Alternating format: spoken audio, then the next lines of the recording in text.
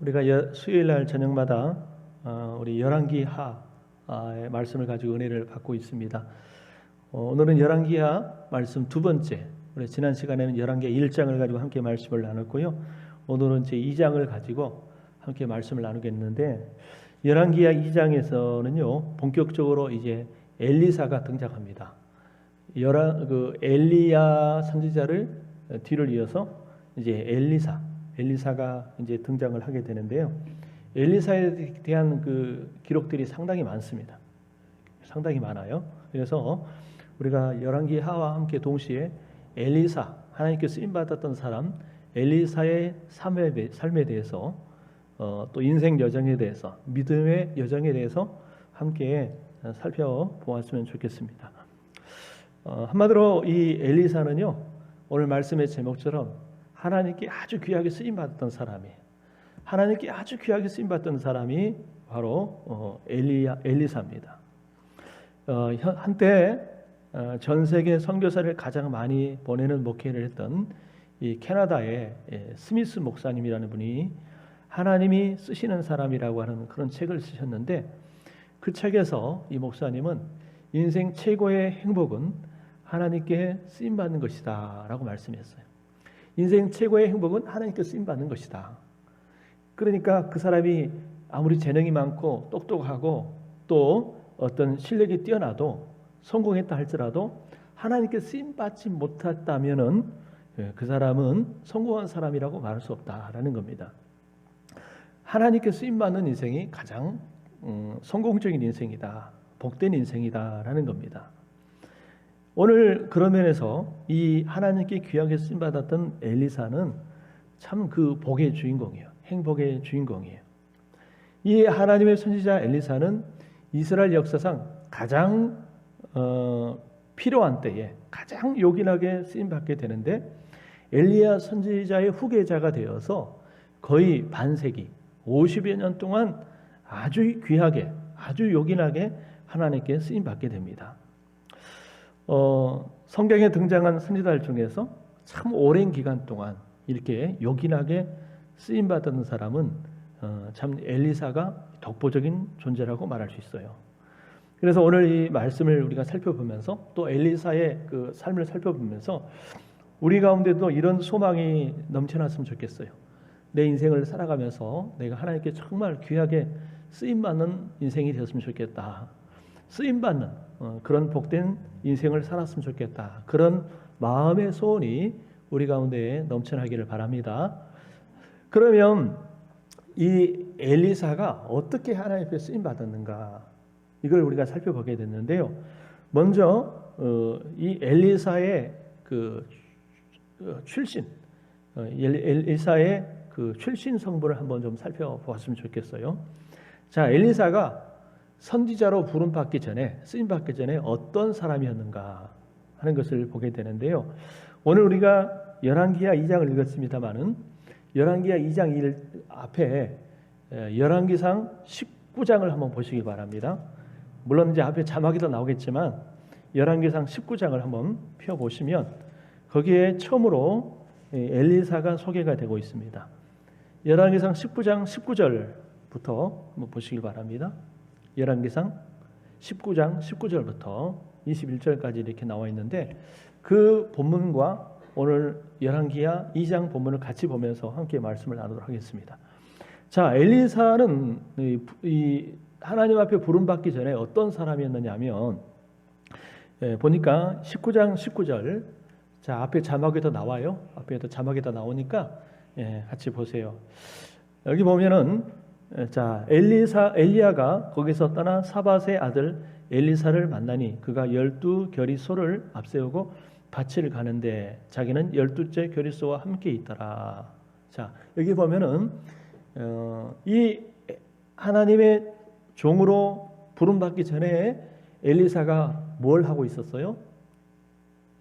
여기 나와 있잖아요. 뭘 하고 있었어요? 밭에서 쟁기를 가지고, 소를 이용해서 쟁기를 가지고 밭을 갈고 있었다라는 겁니다. 그러니까 농사를 짓고 있었다는 거예요. 농부 혹은 농부의 아들이라고 말할 수 있죠. 여기 보면은 특히 사밧의 아들 엘리사를 만나니 그가 12겨리소를 앞세우고 밭을 가는데 그랬어요. 12겨리소를 앞세웠다 그랬어요. 자, 이게 무슨 뜻일까요? 12겨리소. 여러분, 이 결이라는 말은 한 쌍을 의미해요. 쌍. 자, 그래서 여러분들이 좀 이해하기 쉽도록 하기 위해서 제가 사진 하나 준비했는데, 자, 저 장면입니다. 저 장면은 지금 엘리사가 엘리야를 통해서 하나님의 선지자로 지금 부름을 받는 그런 장면인데, 쟁기를 가지고 지금 밭을 가고 있어요. 근데 앞에 보세요. 소가 몇 마리가 있어요? 2마리가 한 쌍을 이뤄 가지고 쟁기를 끄고 있습니다. 그죠? 2마리가 한 쌍을 이뤄서 이렇게 쟁기를 갈고 있는데, 저게 한 결입니다. 한 결이. 그러니까 한 결이는 2마리예요. 그러면 여기 보니까 몇 결이라고 그랬어요? 12겨리소를 몰고 있었다. 이 말은 이 2마리 소 말고도 나머지 11겨리가 있었다라는 거예요. 그러니까 한 겨리가 2마리니까 전체 12겨리면은 몇 마리예요? 24마리. 야, 소가 24마리가 여러분 같이 동시에 밭을 갈고 있었다라는 겁니다. 그러니까 이 엘리사 말고도 또 다른 일하는 사람들이 있었겠죠? 예, 일하는 사람이 있었을 것입니다. 그리고 12겨리, 즉 24마리였다면은 굉장히 부자라고 말 수 있어요. 그죠? 여러분, 소가 재산이었잖아요. 옛날에도 보면은 24마리면 엄청난 부자예요. 그리고 이 24마리로 밭을 갈 정도면은 땅이 엄청 많았다는 거예요. 그죠? 예, 땅이 많았다. 토지가 많았다. 엄청난 부자였다라고 하는 것을 짐작해 볼 수가 있습니다. 여러분, 자, 그때에 하나님이 엘리야 선지자를 통해서 엘리사를 부르는데, 여러분, 하나님이 엘리사를 쓰신 이유가 엘리사가 부자였기 때문에 썼겠습니까? 그건 아니죠. 하나님이 그 사람이 부자라고 해서 그 사람을 쓰는 게 아니에요. 하나님이 쓰실 때는 그 사람이 부자이든 가난하든, 많이 배웠든 못 배웠든, 출생 성분이 좋든 좋지 않든, 뭐 그거는 별로 하나님에게 그렇게 중요하지 않아요. 중요하지 않습니다. 하나님은 뭐 가난한 자도 쓰시고 부자도 쓰시고, 많이 배운 사람도 쓰시고 배우지 못하는 사람 쓰시고, 실력이 탁월한 사람도 쓰시지만 또 실력이 탁월하지 못하는 사람도 쓰시고, 그건 그렇게 중요하지 않아요. 하나님은 다양한 사람들을 쓰시는 겁니다. 여러분, 자, 그래서 이 엘리사가 부름받기 전에 농사꾼으로서 농사를 짓고 있는 사람이었고, 또 가정적으로 굉장히 부유한 가정의 출신이다라는 것을 우리가 알 수가 있습니다. 자, 이거는 이제 서론적인 얘기고, 그렇다면 오늘 말씀의 제목이 하나님께 귀하게 쓰임받는 사람인데, 그 주인공이 엘리사인데, 하나님은 어떤 사람을 귀하게 쓰시는가? 엘리사의 예를 통해서 우리가 한번 살펴보았으면 좋겠습니다. 자, 첫째로 같이 한번 읽어보겠습니다. 시작. 성실한 성품을 가진 사람을 귀하게 쓰십니다. 이 성실한 자세를 가진 사람을 하나님 귀하게 쓰신다라는 겁니다. 오늘 그 엘리사가 하나님의 종으로 쓰임받는 요인 중에 하나가 바로 그 성실성이다라고 생각해 볼 수가 있어요. 여기 말씀을 보면은 엘리야가 엘리사를 찾아왔을 때 엘리사가 뭘 하고 있었어요? 이 소를 가지고 밭을 갈고 있었어요. 근데 여러분, 다른 사람이 밭을 갈고 있는 것을 구경한 것이 아니라 자기도 맨 뒤에서 2마리의 소를 가지고 같이 밭을 갈고 있었다라고 말하고 있어요.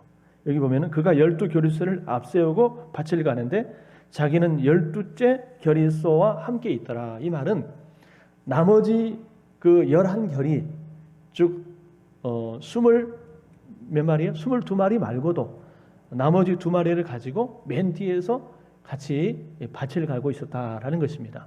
그러니까 굉장히 부잣집 가정에서 출신입니다만은, 그러나 놀지 않고 빈둥대지 않고 자기도 소를 가지고 밭을 갈았던 것을 보면은 우리가 그가 그의 삶에 있어서 최선을 다하는 성실한 사람이었던 것을 보게 돼요. 밭갈이를 다른 사람에게 맡기지 않고 자신도 함께 일했다라고 하는 것입니다. 이걸 보면은 엘리사는 그래도 성실한 사람이었을 것이다라고 추정해 볼 수가 있어요. 그리고 또 오늘 그 21절 19장 21절 그 마지막 소절을 보면은 엘리사의 성실성을 또 한번 보게 되는데, 여러분 19장 21절에 보면은 같이 앞에 한번 보시고 읽어볼까요? 시작. 엘리야를 따르며 수종 들었더라. 이제 엘리야를 만나고 나서 이야기인데, 여기 보니까 엘리사를 따르며 수종 들었더라. 이 말은 엘리야 선지자의 제자가 되어서 성실하게 섬겼다, 그런 뜻입니다. 성실하게 섬겼더라, 그런 뜻이에요. 여러분 출애굽기 보면은 모세 후계자 종이 누구죠? 여호수아가 여러분 이 스승 모세를 성실하게 섬겼다 할 때 이 수종들더라, 그런 표현을 쓰고 있습니다. 출애굽기 33장 11절에 보면은 이 모세 제자 여호수아가 그 스승 모세를 성실하게 섬길 때 사용한 단어가 바로 이 단어예요. 마찬가지로 엘리사는 스승 엘리야 선지자를 시중 들면서 성실하게 섬겼던 사람이다라는 것을 우리가 생각해 볼 수가 있어요. 여러분, 하나님은 그런 엘리사의 성실함을 보신 거죠. 우리가 이 본문뿐만 아니라 신약 성경에 예수님께서 12제자들을 부르시는 그런 장면을 보게 되잖아요. 그런데 여러분 어때요? 예수님이 12제자를 부르실 때 여러분 할 일이 없어서 빈둥빈들고 놀고 있었던 사람이 있어요, 없어요? 여러분 한번 찾아보세요. 12제자를 부르실 때 그냥 할 일이 없어가지고 빈둥빈둥 놀고 있는 사람 부른 적이 있어요, 없어요? 없어요. 보니까 예수님이 그들을 부르실 때 다 나름대로 삶의 현장 속에서 열심히 일하다가 부름받았어요. 여러분 그래서 정말 하나님이 쓰시는 사람은 자신의 맡겨진 일에, 자신의 주어진 일에 성실한 사람을 하나님 쓰신다는 겁니다. 여러분, 하나님이 보시는 이 성품 중에 하나가 바로 성실성이라고 생각해요. 성실함은 이 신실하신 하나님의 성품을 담는 거예요. 여러분, 사실 이 성공보다 더 중요한 게 성실입니다. 성실. 그 성실에 뜨거운 열정이 더해지면 성공하는 겁니다. 미국의 대통령을 지낸 루스벨트 대통령은 유명한 것보다 성실함이 더 낫다 그랬어요. 유명이라는 것은요, 항상 오래 가지 않습니다. 계속 가는 게 아니에요. 어떤 사람이요, 반짝 유명해졌다가 막 인기 스타가 됐다가요, 어느 순간 사라지고 없는 것을 보게 돼요. 그래서 어떤 유명세라는 게, 인기라는 것은요 영원하지 않아요. 아주 잠깐 일순간일 때가 많습니다. 그래서 더 중요한 게 뭐냐면 성실함입니다. 성실함은 꾸준함이거든요. 성실함이 곧 성공의 가늠쇠입니다. 반대로 실패의 근본 원인이 불성실함이죠. 우리가 하나님의 마음에 합한 사람 하면 구약에서 떠오르는 사람이 누구 있어요? 하나님이 이 사람을 보면서 이는 내 마음에 합한 자라 이렇게 불렀잖아요. 누구죠? 다윗입니다. 다윗을 보면서 이는 내 마음에 합한 자라라고 하나님이 다윗을 들어 쓰셨는데, 하나님이 다윗을 들어 쓰신 이유 가운데도 하나가 바로 이 다윗의 성실함이 아닐까, 그렇게 생각이 들어요.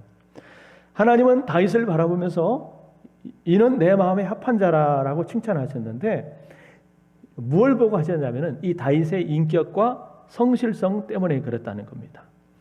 그는 어렸을 때 이스라엘의 민족의 주주자였던 사무엘 선지자가 사울 왕의 뒤를 이을 왕을 선택하여서 기름을 붓기 위해서 이새의 집을 찾게 되죠. 사무엘상 보면 나와 있어요.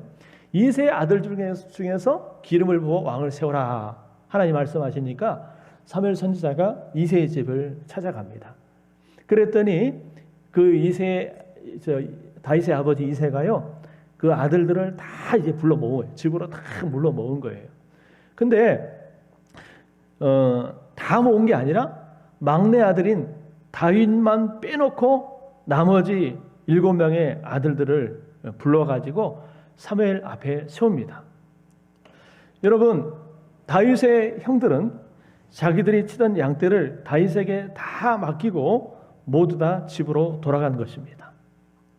왕이 되고자 하는 그 자신들의 이익만 생각할 뿐 양들의 안전에 대해서는 책임감이 없었고요. 그리고 어린 동생 다윗이 그 많은 양떼들을 감당하기에는 버거울 것이다라고 하는 그런 어떤 생각이 없었어요.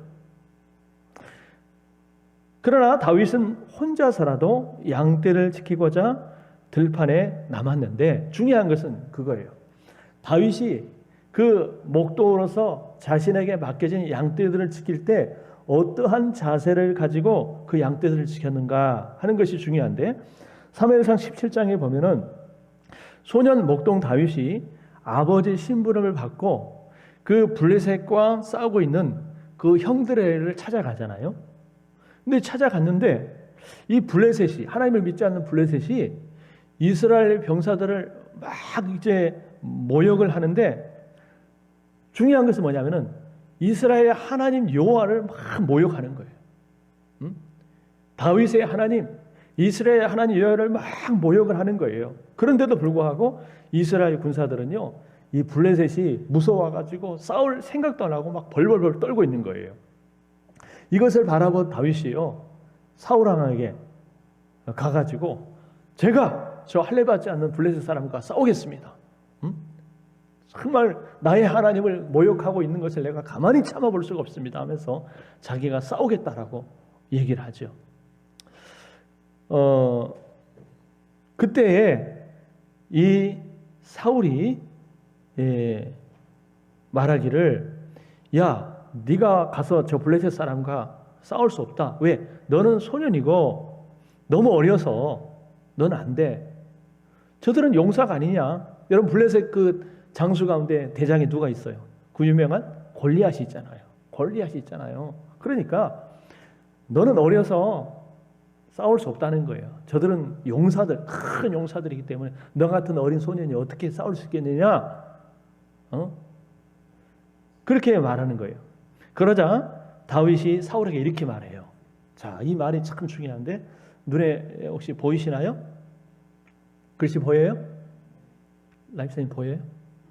잘 안 보여요? 자, 그러면 보이시는 분이 읽고요. 안 보이시는 분은 제가 읽을 테니까 들으시길 바랍니다. 자, 같이 보이시는 분 읽습니다. 시작.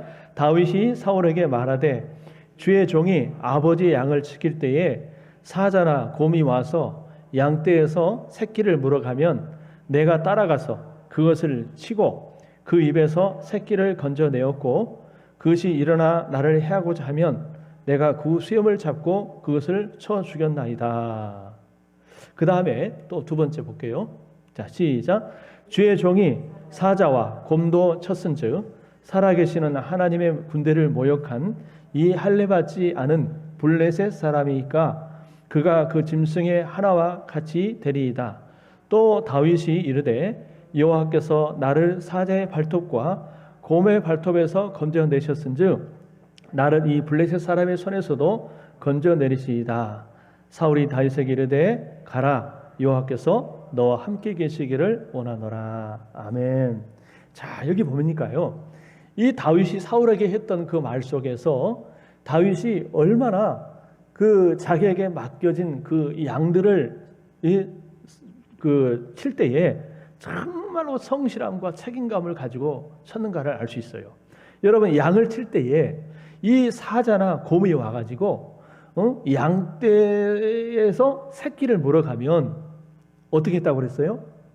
이 사자나 곰이 무서워가지고 도망가기에 급한 것이 아니라 그 무서운 사자가 양에서 새끼를 물어가면 이 다윗이 따라가가지고 이 사자와 곰과 싸워가지고 어떻게든지 그 새끼들을 건져냈다는 거예요. 살려냈다는 거예요. 그리고 그 것들이 일어나가지고 나를 해하려 하면은 내가 그 수염을 잡고 그것을 쳐 죽였습니다 라고 얘기를 하고 있어요. 여러분, 이거는 사람이 맹수와 함께 싸워가지고 이긴다는 것은 결코 쉬운 일이 아니거든요. 목숨을 내놓는 거 아니겠습니까? 그러니까 그 양 한 마리, 그 새끼 한 마리 하나라도 참 귀하게 여기면서 그것을 맹수들한테 내가 잊어버려서는 안 되겠다, 잃어버리면 안 되겠다라고 하는 그런 책임감과 그런 사명감을 가지고 어떻게든지 자기에게 맡겨진 그 양떼들을 지켜냈다는 거예요. 목숨 걸고 생명을 내걸고 지켜냈다는 거예요. 그러면서 내가 이 종이 사자와 곰도 쳤은즉 살아계신 하나님의 이 군대를 모욕한 이 할례받지 않는 이 블레셋 사람들 좀은 내가 싸워서 이길 수 있습니다. 그 이유는 믿는 구석이 있거든요. 누구예요? 자기가 능력이 있어서가 아니라 나를 사자의 발톱과 곰의 발톱에서 건져내신 하나님이 나와 함께 하실 줄 믿기 때문에 다윗은 담대하게 그렇게 말하는 거예요. 그래서 이제 사울이 허락을 하죠. 그래서 다윗이 여러분 나가서 싸워서 물리친 사람이 바로 골리앗입니다.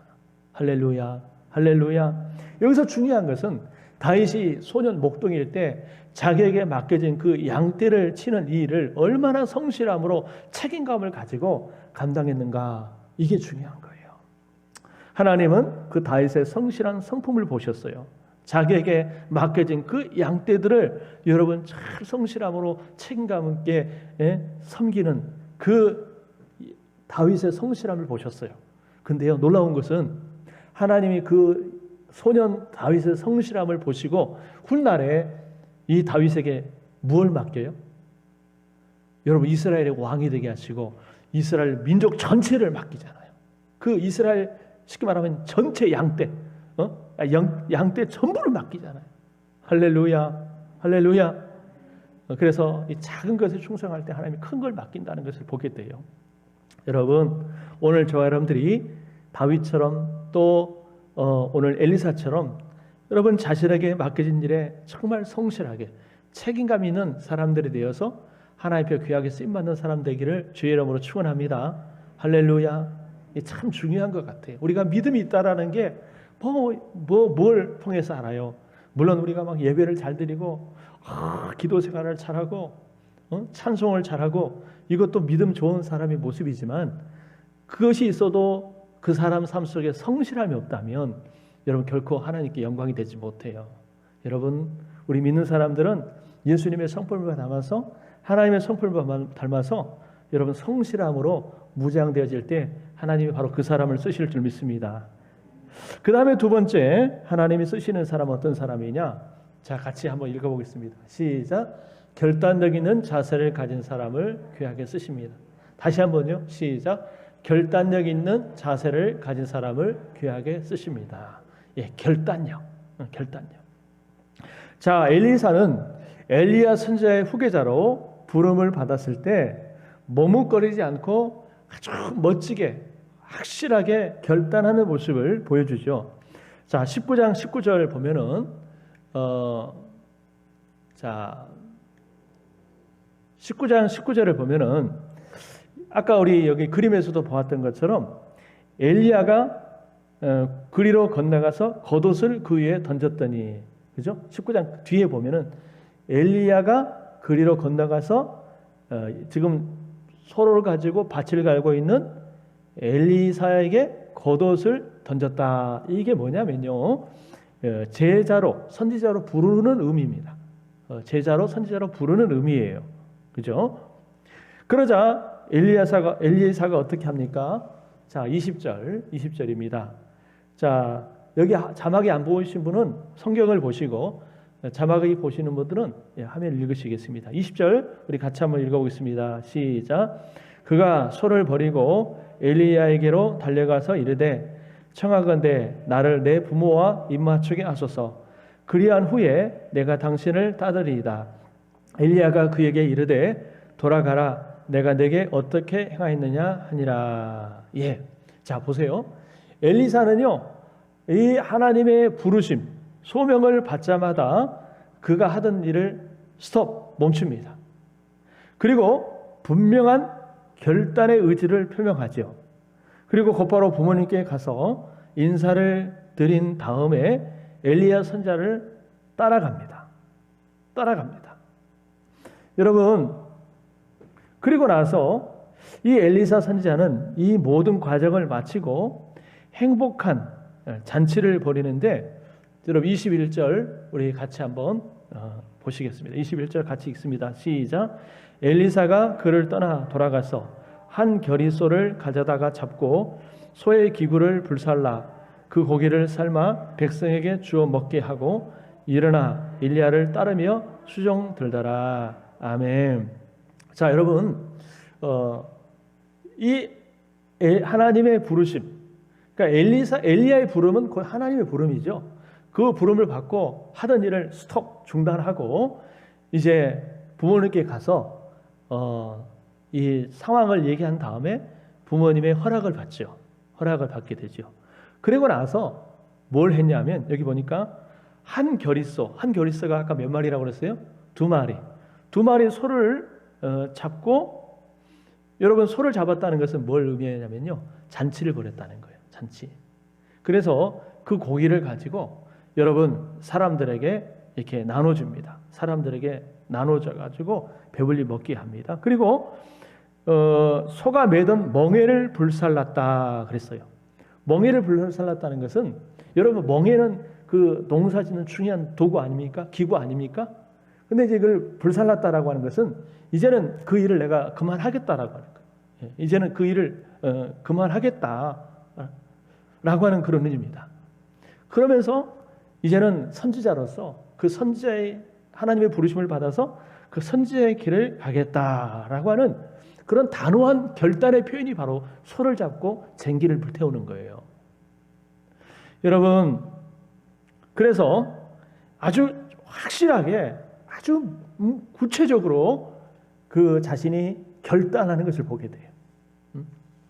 그냥 말로만, 마음으로만 결단하지 않고 구체적으로 자기가 했던 것들을 중단하고 소를 잡고 쟁기를 불태우면서 내가 주님을 따르겠습니다라고 하는 그런 확고한 의지를, 결단을 보여주고 있는 것입니다. 여러분, 이 엘리사의 이런 결단을 보면서 우리가 신약 성경에 나오는 그 예수님의 제자들을 한번 떠올려 보게 돼요. 아까도 말씀드렸지만 이 예수님의 제자들이 예수님이 부르실 때에 어떻게 했어요? 베드로는 어떻게 했습니까? 베드로와 그 현재 안드레는 어떻게 했어요? 여러분, 갈릴리 호숫가에서 배를 가지고, 그물을 가지고 물고기를 잡고 있었잖아요. 이게 생계입니다. 그들의 생계예요. 근데 예수님이 부를 때 어떻게 했다고 그랬습니까? 배와 그물을 버려두고 예수님을 따르니라. 배와 그물은 자기의 생계 수단이고 자기의 재산입니다. 자기의 모든 거예요. 근데 그거를 스톱 다 버려두고 놔두고 예수님을 따랐다는 거예요.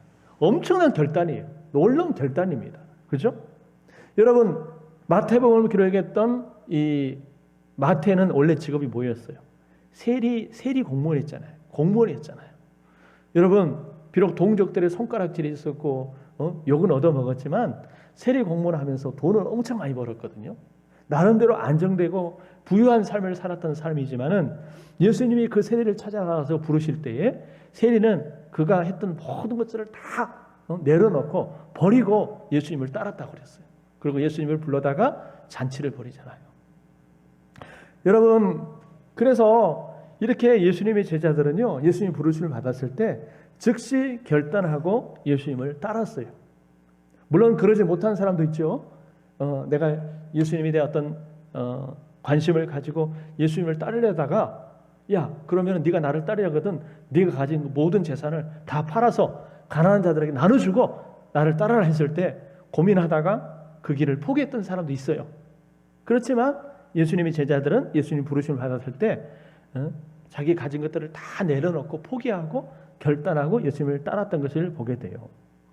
여러분, 우리가 주님을 따름에 있어서 필요한 것은 뭐냐면 이런 결단력이 필요해요. 결단력이 없으면 어떻게 하지? 할까 말까? 따를까 말까? 이걸 포기할까 말까? 여러분, 그런 결단력이 없으면 절대로 주님 앞에 쓰임받을 수가 없는 것입니다. 여러분, 하나님은 정말 결단력 있는 사람을 귀하게 쓰시는 줄 믿으시길 바랍니다. 근데 뭔가를 결단한다는 건요, 참 쉬운 게 아니에요. 그죠? 네, 여러분 아까 엘리사도 말했고 예수님의 제자들도 말했지만은 그런 것들을 다 내려놓고 포기하고 주님을 따른다는 것은 결코 여러분 쉬운 일이 아니잖아요. 그렇죠? 결코 쉬운 일이 아니에요. 말이 쉽지 쉬운 일이 아니에요. 그러나 그들은 최선을 위해서 차선을 포기했어요. 무슨 말이냐면 예수님의 제자로의 삶을 사는 것, 또 하나님의 종으로서 신자의 삶을 사는 것이 최선이다 생각했기 때문에 그 나머지 차선 것들을 포기했다는 거예요. 내려놨다는 거예요. 여러분, 우리는 결단할 때에 최선과 차선을 구별할 줄 알아야 돼요. 무엇이 정말 최선이고 무엇이 차선인가? 내 인생에 있어서 무엇이 가장 소중하고 덜 소중한 것인가? 이거를 구분할 줄 알아야 됩니다. 그래서 최선을 택해서 결단해야 돼요. 하나님은 이렇게 결단력 있는 사람들을 귀하게 들어 써주셨어요. 오늘 저와 여러분들도 이 엘리사와 같은 예수님의 제자와 같은 그런 결단력 있는 사람들 되기를 주님의 이름으로 축원합니다. 할렐루야. 그러니까 우리가 정말 믿음 생활을 하려면 결단력을 가지고 확실하게 해야 돼요. 그죠? 두 마음을 품고 이랬다가 저랬다가 여러분 하나님과 세상 사이에서 머물하고 두 마음을 품고 그렇게 따라가면요, 여러분 진정한 주님의 제자가 될 수 없어요. 우리가 정말 주님을 믿고 주님을 따르기로 결단했으면 정말 온전한 마음으로 여러분 결단력 있는 자세를 가지고 주님을 따라가시길 바랍니다. 누구든지 손에 쟁기를 들고 뒤를 돌아보는 자는 하나님 나라에 합당하지 않는다고 그랬어요. 주님의 제자로서 합당하지 않는다는 거예요.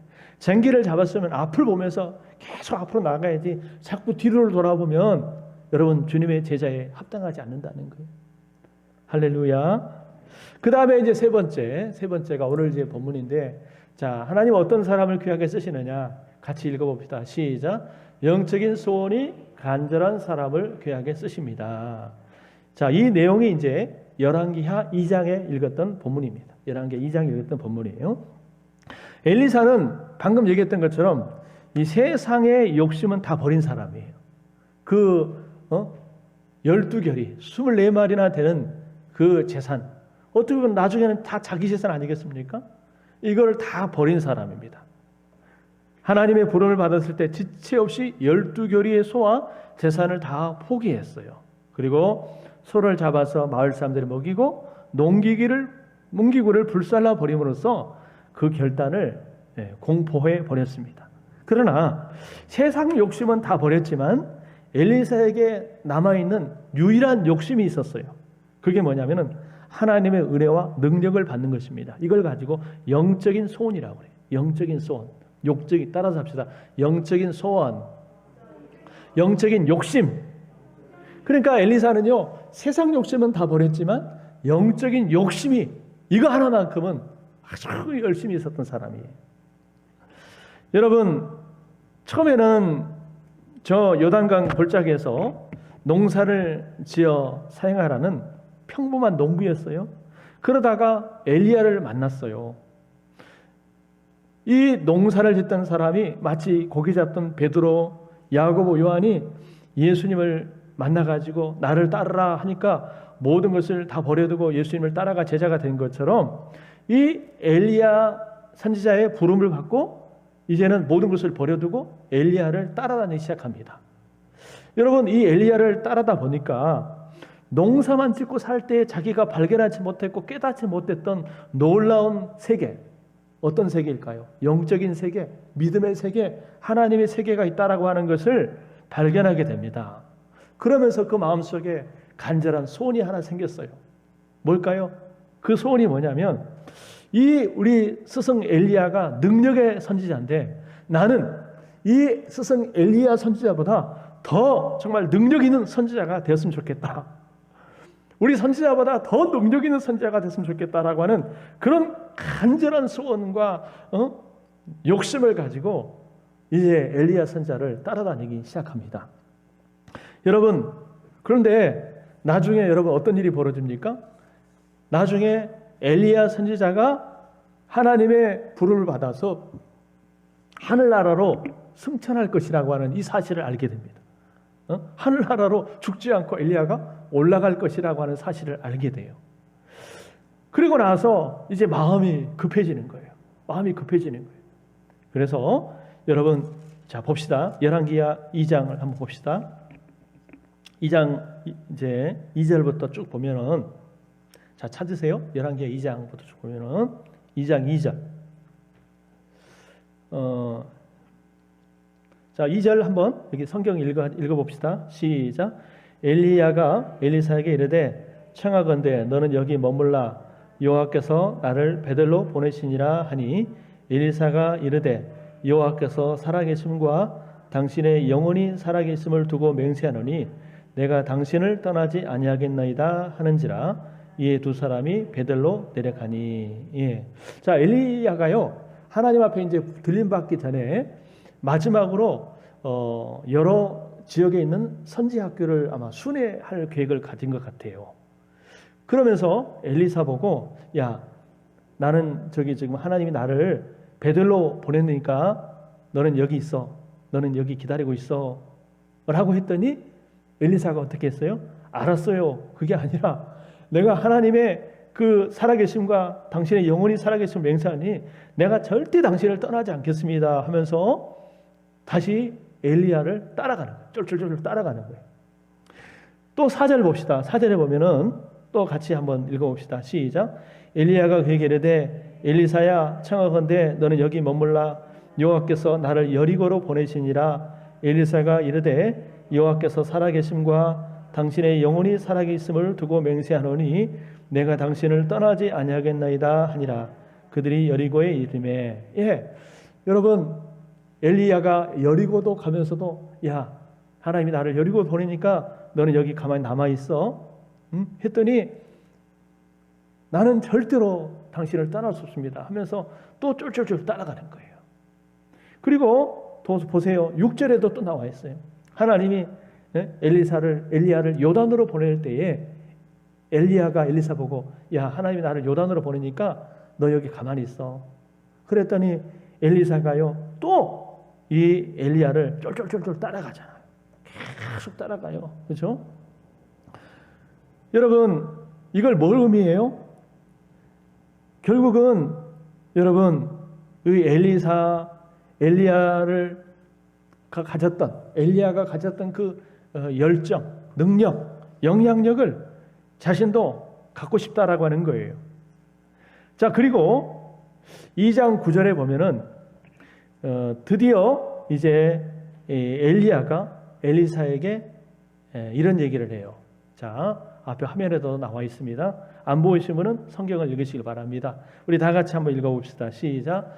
건너매 엘리야가 엘리사에게 이르되 나를 내게서 데려감을 당하기 전에 내가 네게 어떻게 할지를 구하라. 엘리사가 이르되 당신의 성령이 하시는 역사가 갑절이나 내게 있게 하소서 하는지라. 예, 이제 마지막으로 엘리야가 야 하나님이 나를 데려가시려고 그러는데 하나님 나를 데려가기 전에 내가 너에게 뭘 해줬으면 좋겠느냐 구해봐라. 마지막 소원 내가 너에게 해주고 싶은 것이 마지막 들어주고 싶은 것이 있는데 네 뭘 원하느냐 네 소원이 뭐냐라고 얘기를 했더니 엘리사가 당신의 성령이 하시는 역사가 갑절이나 내게 있게 하소서라고 구했어요. 예전 성경에는 이걸 뭐라고 표현되냐면은 뭐라고 표현됐죠? 갑절의 영감을 내게 달라. 갑절의 영감을 내게 달라 이렇게 표현했어요. 근데 이 표준 세번역에 보니까 여기 어떻게 나와 있냐면요. 이렇게 나와 있어요. 한번 들어보세요. 엘리사는 엘리야에게 스승님이 가지고 계신 능력을 제가 갑절로 받기를 바랍니다 하고 대답하였다. 이렇게 되어 있어요. 스승님이 가지고 있는 능력을 제가 갑절로 받기를 원합니다. 이렇게 표현했다. 그러니까 어쨌든 간에 여러분 엘리야는 능력의 선지자 아닙니까? 그렇죠? 불의 선지자고 능력의 선지자예요. 많은 이적과 기적을 행했던 선지자예요. 누가 주신 거예요? 사실은 하나님 주신 거거든요. 엘리야가 뭐 잘나서가 아니라. 어쨌든 엘리사의 간절한 소원은 이 엘리야가 가졌던 그 능력 있잖아요. 그 능력 하나님께 받았던 그 능력을 몇 번? 2배로 갑절이나 받기를 원합니다라는 간절한 이 소원, 이 열망이 있었다는 거예요. 영적인 욕심이 있었다는 거예요. 여러분 왜 엘리사가 이런 소원을 가졌을까요? 막 능력을 받아가지고 다른 사람들로도 막 인정받고 주목받고 칭찬받고 그러게 해서 그런가요? 그게 아니고 딱 하나의 이유는 하나예요. 뭐냐면은 엘리야의 이제 후계자가 돼가지고 선지자의 사역을 감당하려는데, 여러분 선지자가 되려면 능력이 있어야 되는데 자기의 모습을 보니까 아주 능력이 없는 거예요. 아주 무능하고 부족하고 흠이 많고 그런 거예요. 그래서 내가 주님의 그 사명을 감당하려면 이 엘리야 선지자보다 두 배의 능력은 있어야 되겠다라는 거예요. 그만큼 내가 부족하다는 거예요. 내가 정말 그만큼 부족하고 무능하기 때문에 엘리야 선지자에게 줬던 갑절의 능력을 줘야 한다는 거예요. 여러분, 이것이 뭐냐면 바로 영적인 능력입니다. 아주 영적인 그런 욕심, 열정. 할렐루야. 세상 욕심이 아니라 내가 정말 하나님의 사람으로서 더 일을 잘 감당하려고 하다 보니까 하나님의 그런 능력이 없으면 나는 안 되겠습니다, 나는 못합니다라고 하는 그런 자기 부족을 절실하게 깨달은 데서 오는 그런 절박함이에요. 여러분, 그래서 나중에 이제 엘리야가 그런 능력을 받게 되는데, 여러분 오늘 우리 가운데도 이런 엘리사와 같은 간절한 영적인 소원, 또 영적인 욕심이 우리 가운데 있어야 될 줄 믿습니다. 할렐루야. 그런 욕심이 있어야 돼요. 세상 욕심은 없어도 이런 욕심이 있어야 돼요. 특별히 우리가 어떤 교회에서 어떤 직분을 맡아서 어떤 일을 맡아서 할 때는요, 정말 이런 간절한 열심이 있어야 돼요. 내 경험으로, 내 지혜로, 내 열심만으로 되는 게 아니거든요. 하나님의 일은 하나님의 능력이 있어야 가능한데, 여러분 어떤 일을 맡았을 때 우리 가운데 이런 간절한 열정과 소원이 있어야 될 줄 믿습니다. 그런 사람은요, 정말 하나님 앞에 매달려서 기도하게 돼 있어요. 엘리사처럼 간절함과 절박함으로 하나님 앞에 매달려 기도하게 돼 있습니다. 할렐루야. 예, 우리가 그런 열정, 그런 영적인 욕심을 갈 수 있기를 주의 이름으로 축원합니다. 그래서 나중에 결국 그렇게 열정적으로 원하고 소원하고 바라고 쫓아다녀서 여러분, 하나님이 엘리사의 소원에 응답을 해주셔요. 응답을 해주셔요.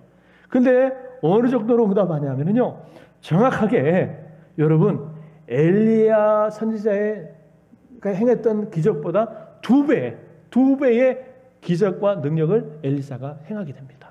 그래서요, 이제 앞으로 보겠지만 2장 2하 3장 4장 보면은 엘리사가 행했던 놀라운 기적들이 소개가 되고 있어요. 이건 이제 앞으로 볼 거예요.